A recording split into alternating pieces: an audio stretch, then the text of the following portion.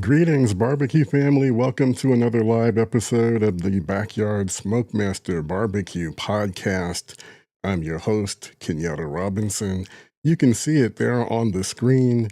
Today, we are talking about 12 tremendous barbecue hacks to help save time and money. And we all want to do that. We want to find easier ways, efficient ways, creative ways to make fantastic barbecue while saving money doing it. And that's what we're going to get into on tonight's episode.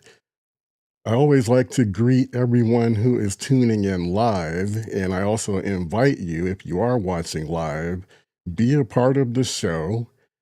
Jump in with your comments, your questions. They can be about tonight's topic or anything else that's on your mind, your burning curiosity with regard to barbecue. I'll try and tackle it. And if I don't have an answer, there's usually someone who is also watching live who probably does, or we can, work with each other to get to get on our way to having a good answer to whatever your question is. So I see that correctional officer for lockdown is already in the comments. So appreciate you as always. And we'll get into those questions and comments as we get a little bit further along. Okay, so let's go ahead and get started. So, again, we're talking about 12 tremendous barbecue hacks to save time and money. And basically, this list, I did not create this list. I will admit that it came from friend of the show, Meathead. He has an article out there called 12 Genius Barbecue and Grilling Hacks to Save You Time and Money. I thought there were some pretty good ones in the list, so I figured we would make tonight's episode based on his list, and then I'll add in, some of my own flavor as well as your thoughts, your comments as well. All right. Also, hello to Montana Kev. Thank you for tuning in. Always appreciate your support as well. All right, let me get the first hack up on the screen. So, number one, we've talked about this before. Clean your grill grates with aluminum foil and tongs. And then I'm also a big fan of using an onion. Take an onion, cut it in half, and you can run that across your hot grill grates or your warm grill grates after you finish cooking. Not only will they help to clean your grates, but there are properties in that onion that helps keep your grates seasoned. So I love doing that one at the end of cook. And sometimes I'll do it before I cook as well. After I finished, running that onion across my grates, then you can take that onion and, throw it in the fire. And that'll just make everything smell a little bit better and might even impart something into your food while you're cooking it as well. But here, Meathead is talking about using aluminum foil. Absolutely, we all have foil. Crumple it up, and it's a great way to scrape off the gunk and stuff that's left over from your cook. So make sure that your grates are still hot. And, this is a great way to keep your grates clean. And it's also a good way, it's a safe way to keep your grill grates clean. I think when we're all kind of coming up or, years ago, it seemed to be the recommended practice was to go and buy, like one of those brushes with the steel, I don't even know how to describe it, but you guys know what I'm talking about. To get those grill brushes that are made from like hard steel bristles. And we have since learned that that can be potentially dangerous because if those little bristles break off, really small, really fine, we probably won't even see it if it happens. If they break off and somehow get into your food, when it's then swallowed, that can cause problems internally for your guests. So always recommend that we stay away from those steel brushes for sure. So go with something else like aluminum foil or onion. That's a better solution. All right. Hack number two. So this one is stoke the fire with a hair dryer. So if you're in a hurry to get a fire going on the grill, pull out your hair dryer.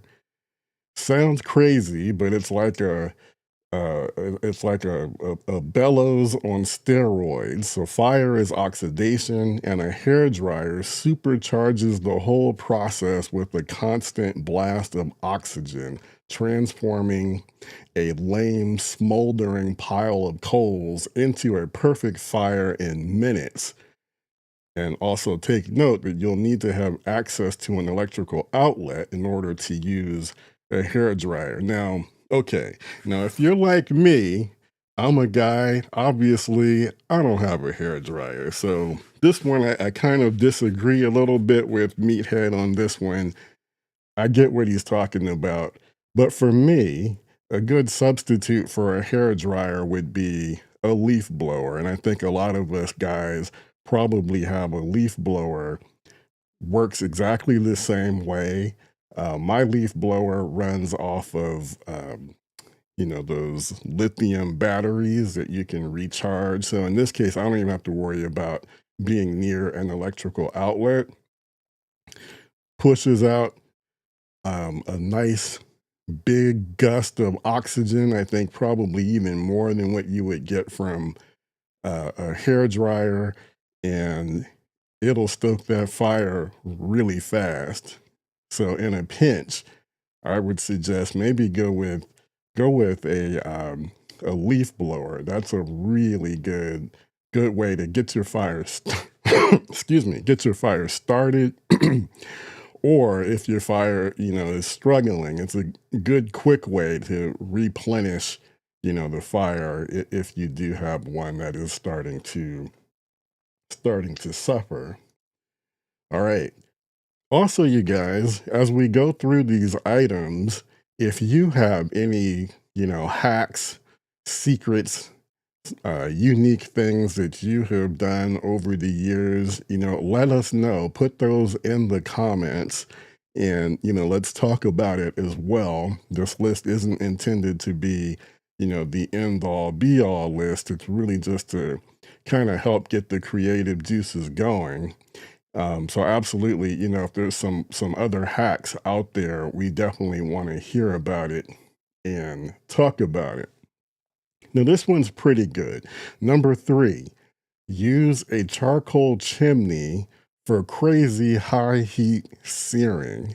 Now, I've heard Meathead talk about this before. So, nothing beats the flavor of a steak seared over a raging hot fire, but heating up an entire charcoal grill can be a waste of time and fuel when you are only preparing one or two steaks. So instead, what you can do is take your charcoal chimney, like what we see in the photo there with Meathead. You can take that charcoal chimney, turn it. I think you can turn it upside down. Yeah, it looks like he's got his. It looks like it's definitely turned upside down because I see the holes there are at the bottom. So turn it upside down and then fill the chimney one half to three quarters of a way with charcoal. Fully preheat the charcoal briquettes. Lightly oil your one or two steaks, and preferably they should be no more than 1 inch thick.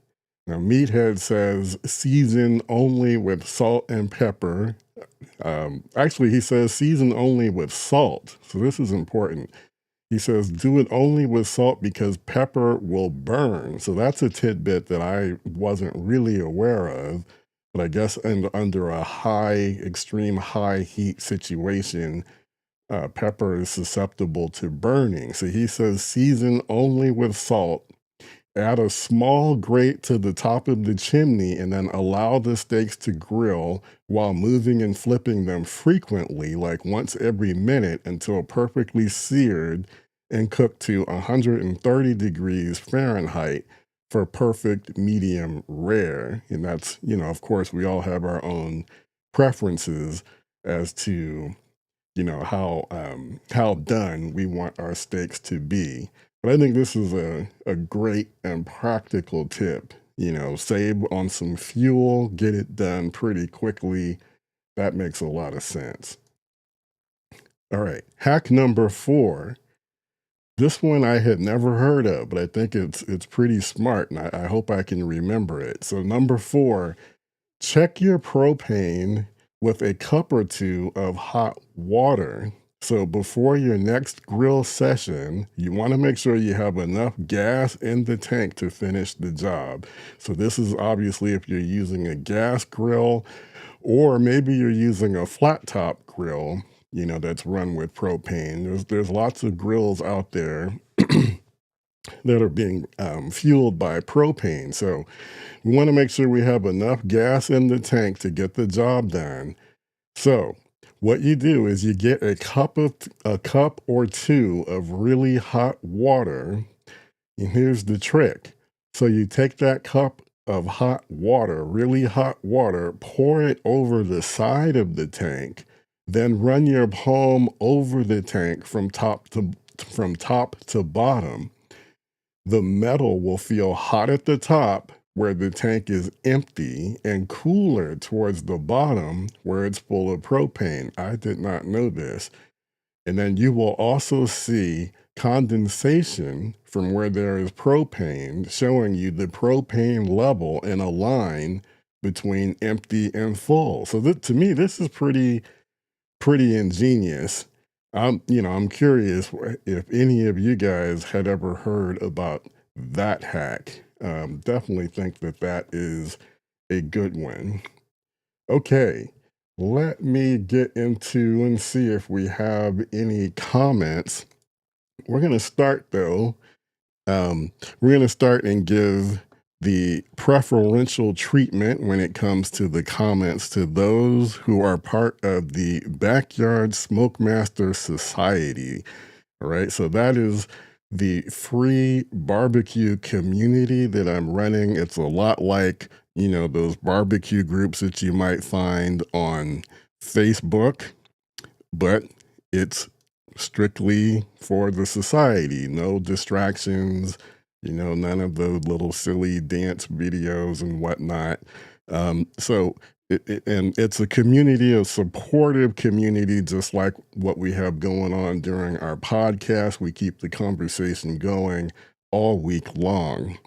All right. So B Suggs got into the comments here and he's got a tip. See if I can see that. Okay, it says, I have used fresh bought storage totes with foil and a towel to serve as a warmer for my meats, removed from the grill, and it works. I have also used a Home Depot, or basically one of those big buckets that you get like at Home Depot, for brining a turkey, and it works. Yeah, I have done that too. If you're gonna, especially Thanksgiving is coming up, get one of those big buckets, and they are perfect for brining a large turkey in advance. Definitely, if you are thinking about Thanksgiving, now is definitely the time. And I have to admit, I'm guilty. I'm going to be doing some briskets for Thanksgiving, but I'm starting to think that maybe I should also do a turkey as well. But if I'm going to do it, I need to think about, where I'm going to get the turkey from. I know that if you do buy a store-bought turkey, be careful of the ones that already say salt added or they've been pre-brined. So if they have already been brined or, somehow injected with salt, you want to be aware of that because then you may not necessarily need to use as much salt if you plan to brine the bird on your own. So that's something to think about and be cognizant of. And then also, if the turkey that you buy is frozen, also you need to make sure that you give yourself enough time to thaw your turkey before you're ready to start cooking it. I think, don't quote me on this, but I want to say the rule of thumb for defrosting frozen meat inside of your refrigerator, which is the safest way to um, thaw your meat. I think it's like a pound per day, maybe a pound and a half per day in advance. So I think if you've got a frozen turkey, um, take that into account because the days between now and go time are becoming shorter. Okay, now also I've switched over to the premium side of our community, which is known as the Backyard Smokemaster Inner Circle. B Suggs is also a part of that, so definitely appreciate you for your support. Now, this is a good hack. I have not tried this, and I'm not even sure that I've necessarily heard of it, but he says that Doritos chips are awesome flame starters too. Huh. Okay. I'm really curious if any of you guys also throw some Doritos chips, or use Doritos chips to help get your fire started. That sounds pretty interesting. I know it probably smells pretty good as well. He says that the onion is oh, okay. Getting back to my suggestion about the using an onion. He says the onion is truly a must for cleaning your grill grates and using throughout the interior of a grill too. So yeah, but I'm really, really kind of fascinated by the Doritos chips suggestion. All right, let's see. Okay, let me get over into the comments for you guys that are watching us live. Okay, so we've got correctional officer. Uh-oh. And we're having that problem again where it's not coming up on the screen. How is that possible? Okay. Let me try this again.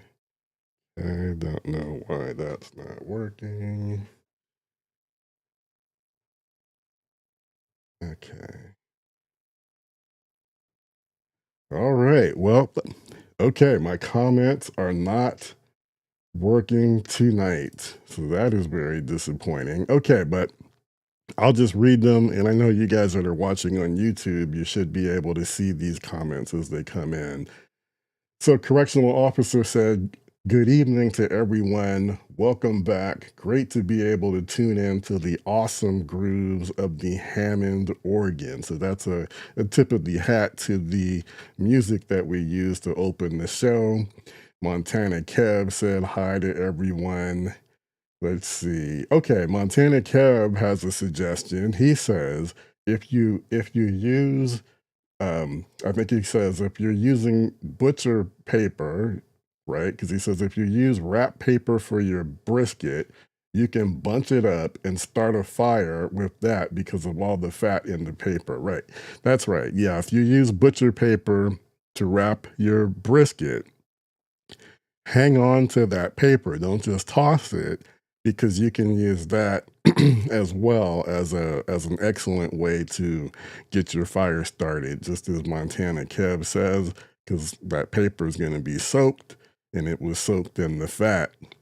Correctional officer, getting back to the excuse me, getting back to the Doritos flame starter idea.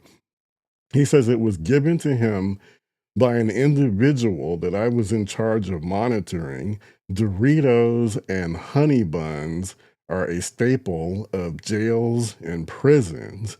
All right, now we're getting some inside scoop on kind of like the behind the scenes what life is like in the correctional facilities. Okay, and then I guess somewhere along the line, uh, that conversation about using the Doritos as a flame starter came up. I'm really curious about that because Doritos. I don't know. I know they've got some non necessarily non-natural ingredients, some artificial flavor enhancers and whatnot. So yeah, that I'm really kind of fascinated about that one. So okay, let me just ask, do you think that the Doritos, and then like how are you using like a handful of Doritos? Like how many chips do you need to really get the fire going? And then also, is it as effective, as using like a wax cube or using like a tumbleweed? I mean, is it pretty competitive, you know, or is it I don't know, is this just a novelty? I don't know. I'm a little curious about that. But yeah, I mean, if it works, especially in a pinch, because sometimes you might unexpectedly run out of those other fire starters, but maybe you've got a bag of chips, a bag of Doritos hanging around. And that also makes me wonder, okay, is it just Doritos or can you use, like other chips, the corn chips? Can you use what are the ones that are made out of onions? The ones that are in the rings, the ring shaped onion. I'm blanking on the name, but I'm kind of wondering about those too. All right, let me get out of that rabbit hole and um, get back to where we left off. Okay, so hack number 5, all right, is turn a disposable pan into a grilling basket, a grill topper, a jalapeno rack, or a smoke generator. So basically, we've all got those disposable aluminum foil pans around. So the point here is that there are a ton of good uses that for these aluminum pans. So one suggestion would be to take that pan and, like in the picture we see here, you can add wood chips or pellets to the pan and set the pan on top of the burners of a gas grill. So, we know that Meathead is a big fan of gas grills. So I'm not surprised that a lot of these suggestions involve them. And maybe this is exactly what gives even more value to having a gas grill, right? But that's his suggestion of addressing what is probably the biggest negative to gas grills is that they don't give off smoke, right? But this is a good, easy, effective way, hopefully, to add some smoke flavor to your food if you're cooking with a gas grill and utilizing an aluminum pan that way. Another idea that he has with regard to aluminum pans, you can turn it into a jalapeno rack. Okay, so you can use basically what he's suggesting here is you can basically like turn your disposable aluminum pan upside down like it is in that picture, and you can you can use it to basically what he's saying is take a knife and cut a series of 1 inch by 1 inch X's into the bottom of the pan with a sharp knife, like what we see here in the picture. And then what you can do is you can basically turn it into like a rack for your grilled jalapeno poppers by setting them on top of those slits that you cut into the aluminum pan. You can also do that for and use it as a grill, like a grill topper to cook small foods like sliced onions or mushrooms or shrimp, you know, because the danger is always with those real small cuts of things like onions or mushrooms, that they can fall through the grates. So set them on top of the pan there. Um, let's see. And then what else? Also, he's saying, so yeah, you can use also if you have like any type of foods that have like stems, maybe like peppers, or like with the jalapeno poppers, or maybe even take bell peppers and stuff them with some other things. Basically, with the stems, you can push the bottom part of the pepper through each of the X's that we cut into that aluminum pan, and then place them on the indirect side of the grill to cook. So definitely a lot of different ways to utilize aluminum pans, and I think there's going to be a few more that we're going to get into as we go a little bit further. All right, thanks for tuning in, Montana Cab. I see you have to jump out early tonight. Appreciate you for stopping by, and hope to see you again next week. We'll be back same time, same platforms. All right. Let's see. Next up, hack number 6. Okay, so turn stems and stalks into flavorful skewers. So, if you want to make kebabs, but if you don't have skewers on hand, or if you simply want to add flavor to your meat and vegetables, you can take like rosemary stems, lemongrass stalks, which is what's shown in the picture below, or sugar cane to hold everything together. And you can utilize that of having in place of having skewers. So that is also something that I have never tried. Let us know in the comments if that's something that you have given, tried yourself. All right. So hello to Mike. Thank you for tuning in. Appreciate you for jumping in. Okay, and Smiley says a small handheld leaf blower works great to quickly heat up your coals or wood fire. Yeah, we talked about that a little bit earlier. Meathead was suggesting that you use a hair blower, but I don't have a hair blower. I don't have a need for one, but I do have a leaf blower, and I actually think that that would be even more effective and get the job done faster than a hair dryer.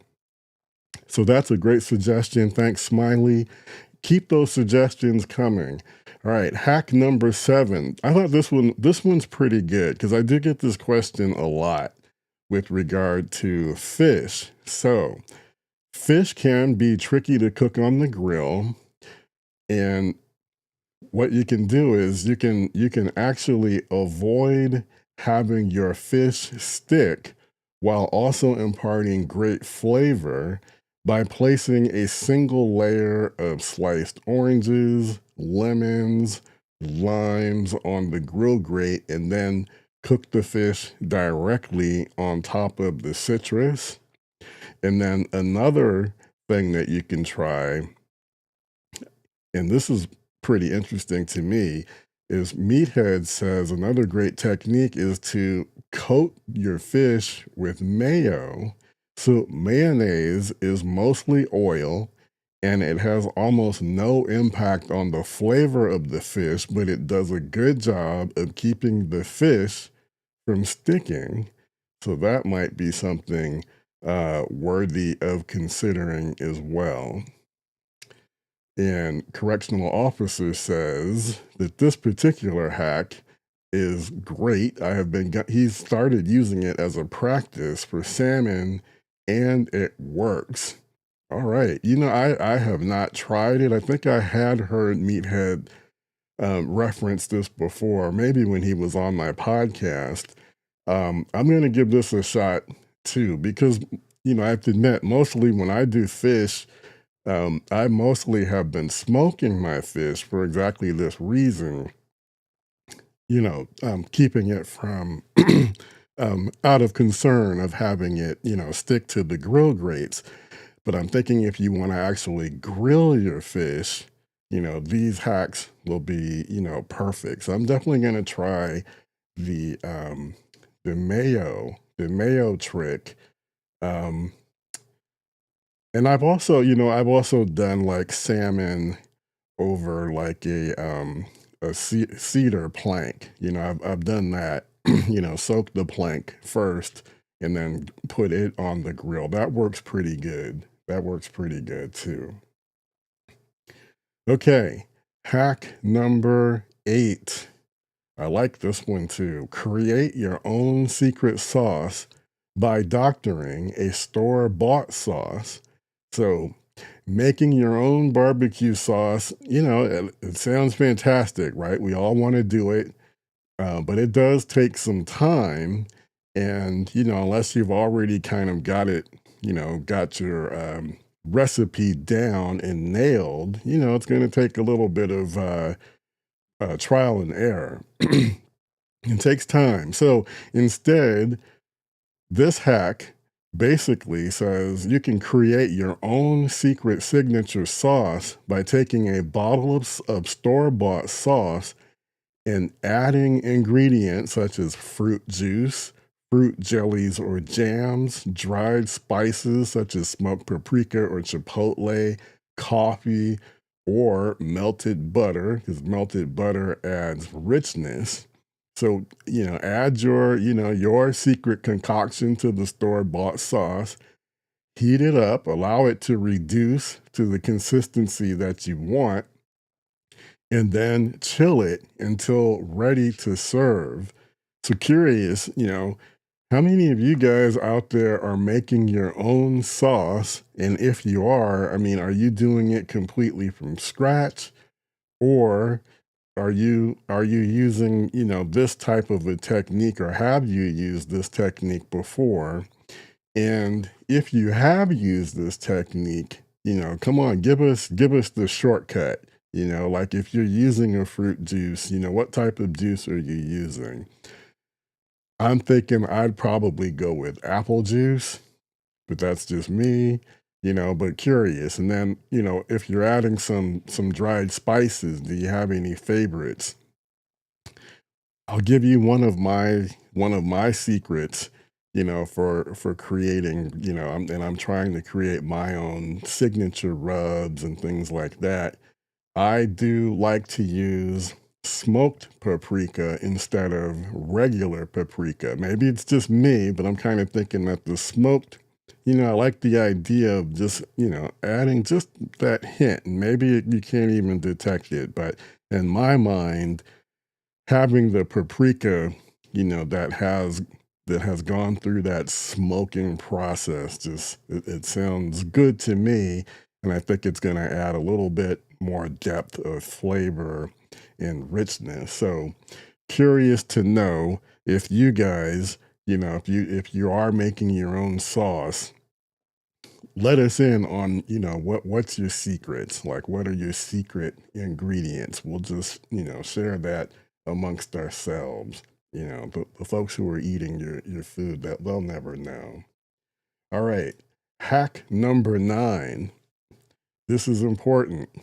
We really like to emphasize, and I like to remind you guys about the importance of food safety on this podcast, and just being um, safe, cognizant of food safety, food safe temperatures, and the like. So I love that this hack has an element of food safety to it.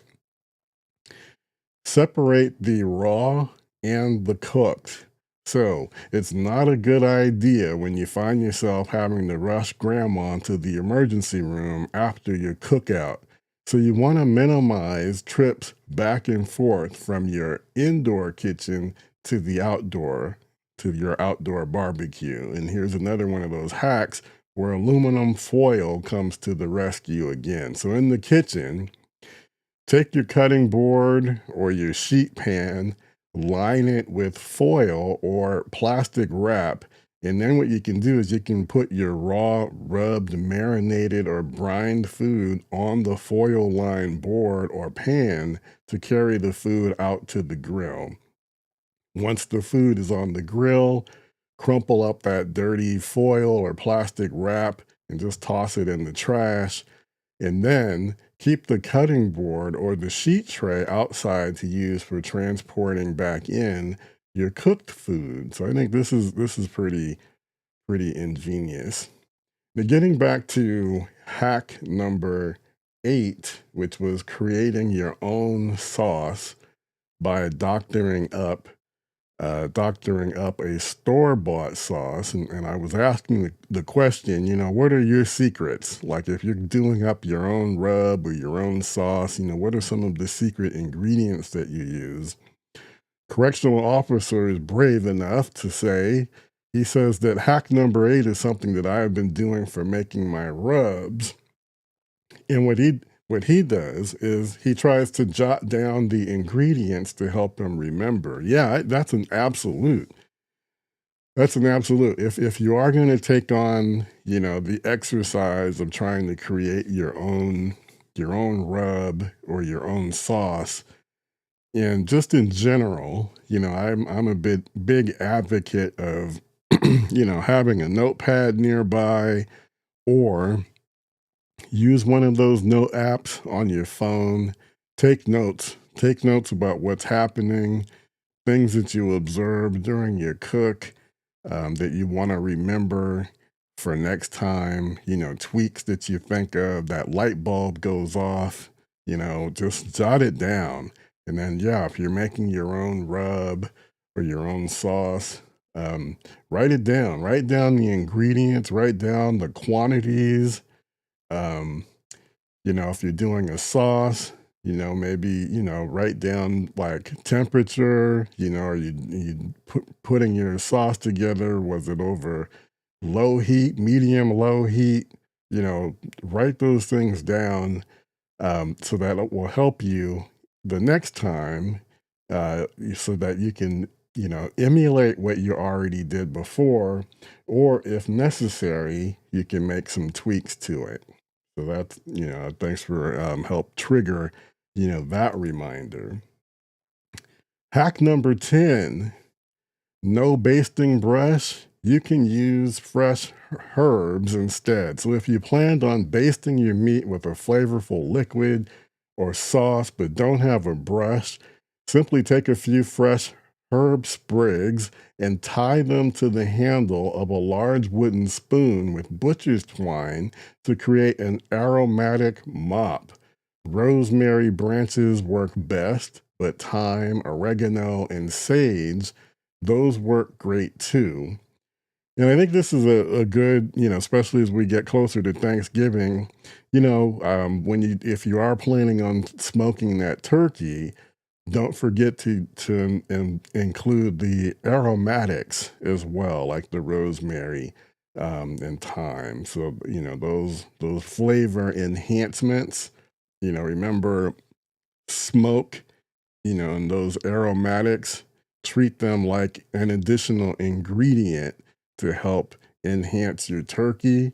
And doing your turkey on your smoker is a great way to make your turkey stand apart and stand, head and shoulders above, that traditional turkey that's being done in the oven. So if you are gonna, if you're thinking about doing a turkey, highly encourage you to, put it on the smoker. I think that's a great way to level up your Thanksgiving experience. And then also, how many of you guys are actually going to smoke your turkey? Have you already bought it? Are you thinking about it? Are you committed to doing it? Would love to know how many of you guys are going to be doing your turkey outside? I already mentioned that, I'm kind of going for the kind of the counter programming approach.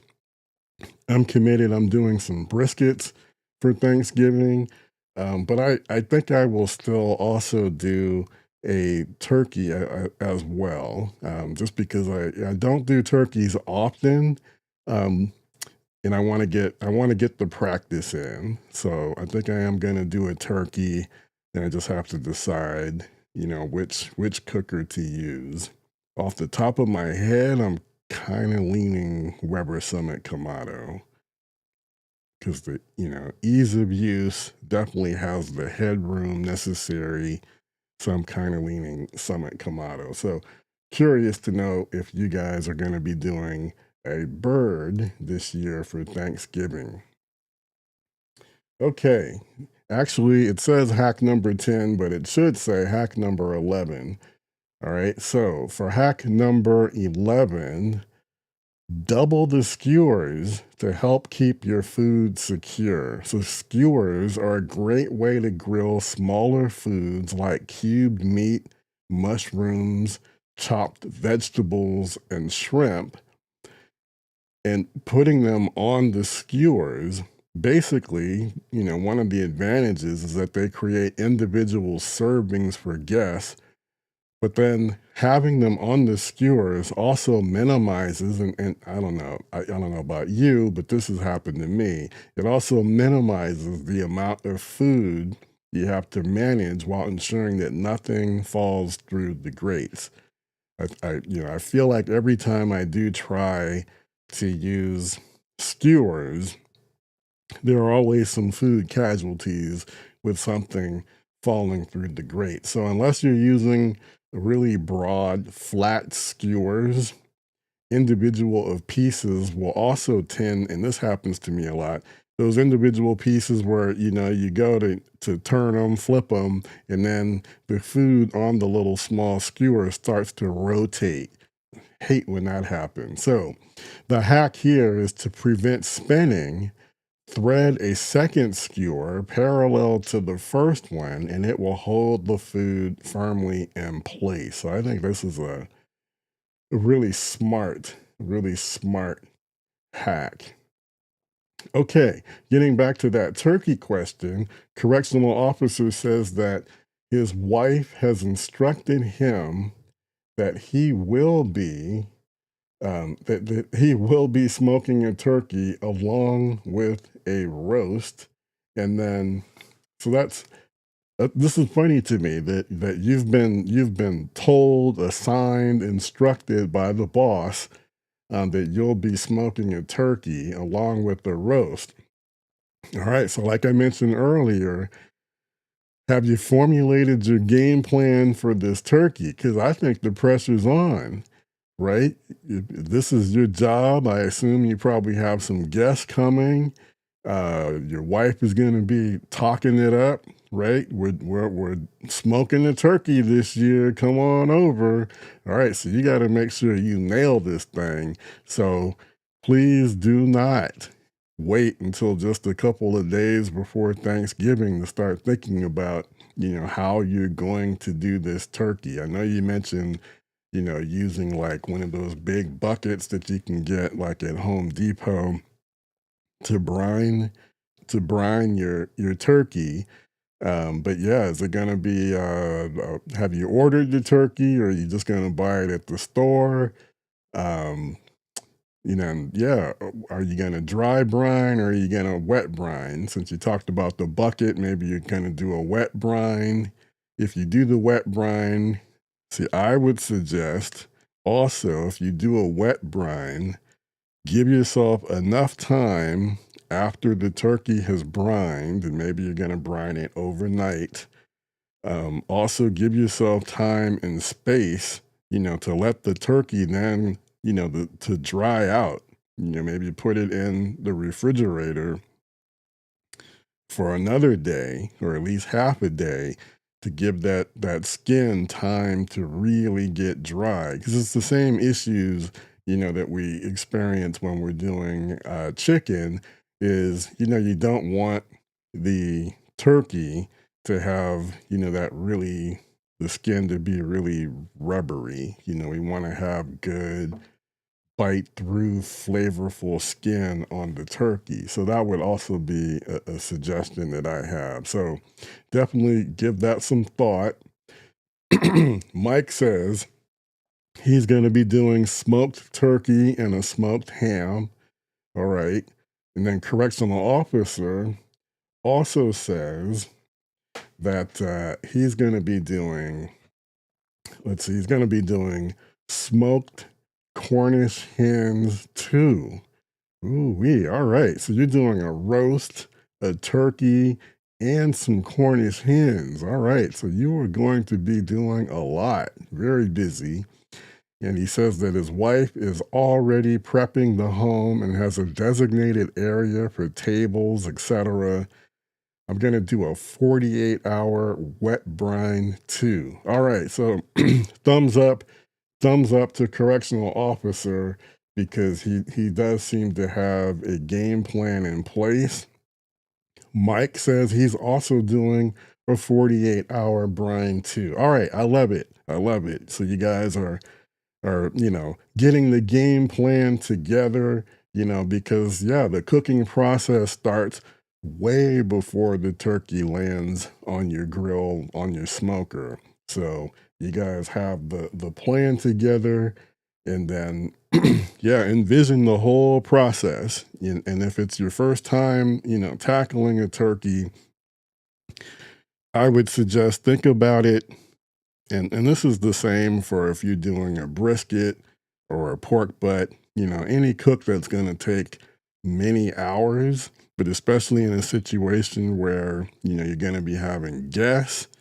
So set up your game plan, maybe get a piece of paper and work in reverse from, the time that you want to be able to serve dinner, and then start trying to figure out how long each of the steps that you need to carry out are going to take, going backwards all the way to the point, you know I would say go all the way to the point where if you need to defrost the turkey, factor that in, or if it's already thawed from the point that you're going to start your brine.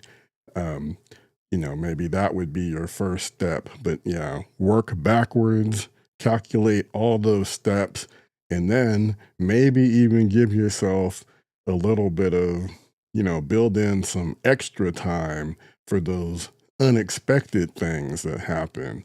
Depending on where you are, the weather is changing. It might already be getting cold.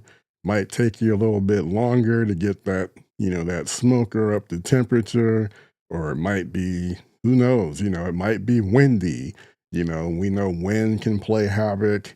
It might even rain. This is one of those situations where if you're committed to doing your cook outside, you know, there's kind of like no backing out, right? Or at least you hope you don't back out. So you're going to have to deal with whatever the elements are like when it's go time. So maybe, factor in a little bit extra time for those unexpected things that tend to always come up when it's time to do like a big significant cook like this. So maybe that'll be a good topic for next week. I'll have to think about that. Maybe we should talk more about, how to get ready for your Thanksgiving cook. Okay, let's see. Okay, we're all the way up to number 12, even though it says hack number 10. Trust me, this is hack number 12, and I like this one too. We've talked about this before. Number 12, turn a cooler into a warmer for keeping large cuts of meat hot. All right, so you spent all night cooking that brisket or pork butt to perfection, but your guests won't arrive for a few more hours. What do? Here's the hack. You can convert a cooler into a warmer by placing a layer of towels on the bottom of the cooler, wrapping your meat in a double layer of foil and setting it on the towels. Then add a top layer of towels before closing the cooler. So, if undisturbed, basically meaning like if you're not constantly, opening the cooler, I don't know why you would do that, but if undisturbed, the meat will stay nice and warm for up to 5 hours if you follow this hack and these instructions. But don't chance it. Play it safer by inserting a probe from a remote thermometer, or it could be a wireless thermometer, in each type of meat that you have in there before closing the lid, and then monitor the temps to make sure the internal temperature doesn't dip below 140 degrees Fahrenheit. Because again, we want to keep our food at food safe temperatures. Correctional officer says, for hack number 10, I used an igloo and it worked perfectly. So there we have it right there in the comments, proof that this hack absolutely does work. All right, so there you have it, guys. We went through 12 different hacks that will, help make your barbecue more efficient while saving some money. So none of these hacks should break the bank. Hopefully, the things that we talked about utilizing, like coolers and aluminum foil, some skewers, um, aluminum pans. Hopefully, a lot of these things, you already have at your disposal. And if you do need to pick them up, they shouldn't be extremely expensive. All right. So, as I mentioned earlier, don't go through this barbecue journey alone, especially as we approach Thanksgiving. We all have some tips and hacks like what we talked about tonight. Get into the Backyard Smokemaster Society. I know a number of you who are tuning in live are already part of the society, and I do appreciate that. If you have friends that are talking to you about barbecue or asking you questions about barbecue, suggest to them that they come and sign up in the society. It's free. It'll take them, a couple of minutes to sign up and get involved. All right, our next live show will be next Wednesday, November 19th at 6 p.m. I don't know why my camera always freezes up when I go to this screen. But anyway, Wednesday, November 19th, 6 p.m. Pacific, 8 Central, 9 p.m. Eastern Time. Okay, thanks again to everyone who tuned in. I always appreciate the folks who do tune in live. Correctional officer, Mike. Let's see, we heard from Montana, Kev and Smiley. Definitely appreciate all you guys for your support and tuning in live, because as I always say, the comments and the questions that you provide are really the engine that makes the show, that drives the show. All right, so we're going to get out of here. Have a great week. Get out there, barbecue something, and yeah, give yourself, think about what you're going to do for your Thanksgiving cook. And also, between now and then, if you're in the society, ask questions, or, let me know what you might want to see us talk about on the podcast. I'm always open to your ideas, your questions, and your suggestions. All right, this is Kenyatta Robinson signing off. Thanks again for tuning in to the Backyard Smokemaster Barbecue Podcast. Take care, and I will see you next week.